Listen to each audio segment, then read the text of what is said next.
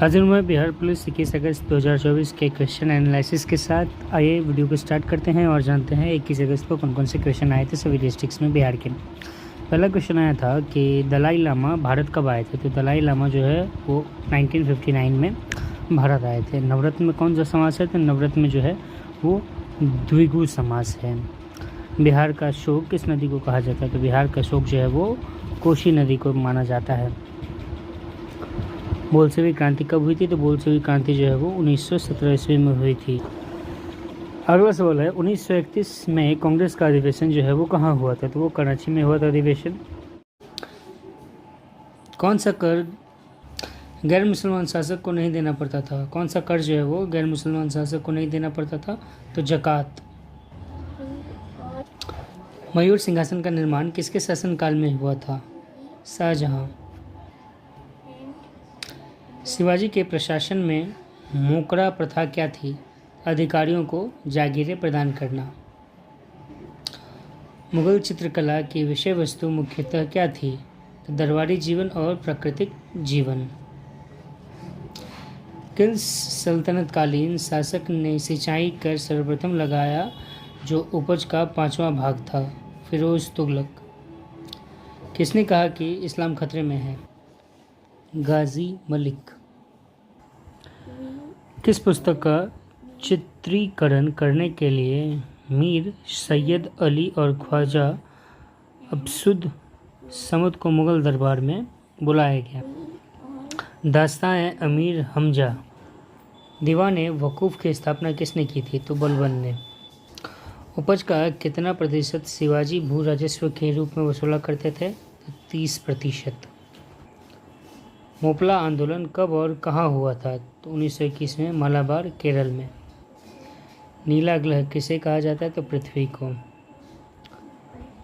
सूर्य में सर्वाधिक गैस कौन सी होती है। तो हाइड्रोजन। पृथ्वी से दिखाई देने वाला सबसे चमकीला ग्रह कौन सा है। शुक्र। कोई व्यक्ति दूर से वस्तुओं को तो स्पष्ट देख सकता है परंतु पास की वस्तु को स्पष्ट देखने में कठिनाइयाँ का अनुभव करता है। उसके दृष्टि में कौन सा दोष है। दूरदृष्टि दोष हाइपरमेट्रोपिया।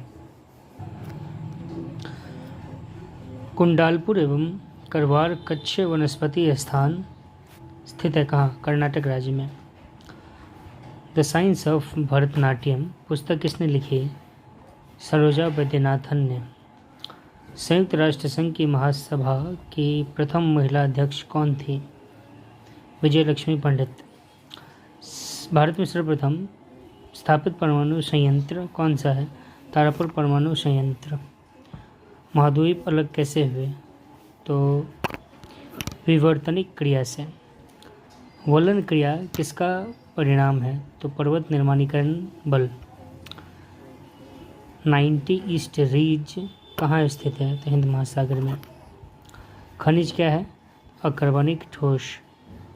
बेला डील्हा किसकी प्रसिद्ध रचना है। तो लौह अयस्क।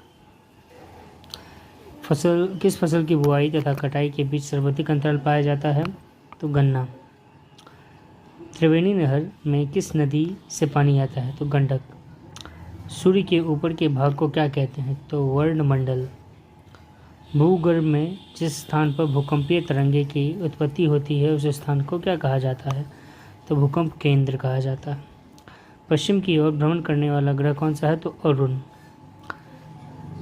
खारेपन की दृष्टि से जो समुद्र अन्य तीनों से विभिन्न है वह है मृत सागर। मृत सागर में उच्च लवणता का कारण क्या है। स्थिर जल।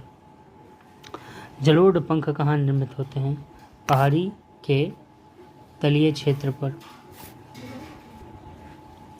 काली मिट्टी किस फसल की खेती के लिए सर्वाधिक उपयोगी होती है। तो कपास की खेती के लिए। तमिलनाडु के 2/3 क्षेत्र पर किस प्रकार की मिट्टी का विस्तार पाया गया है। तो लाल मिट्टी। सिंह भूम किसके लिए प्रसिद्ध है। तो तांबा। झरिया कोयला की खानें किस देश के राज्य में है। देश के किस राज्य में है। झरिया कोयला की खानें देश के किस राज्य में है। तो झारखंड में। कौन सा पर्वत महाद्वीपीय जल विभाजक के रूप में जाना जाता है। तो राकीज। भारत में सर्वाधिक वर्षा मुख्यतः प्राप्त होता है दक्षिण पश्चिमी मानसून से।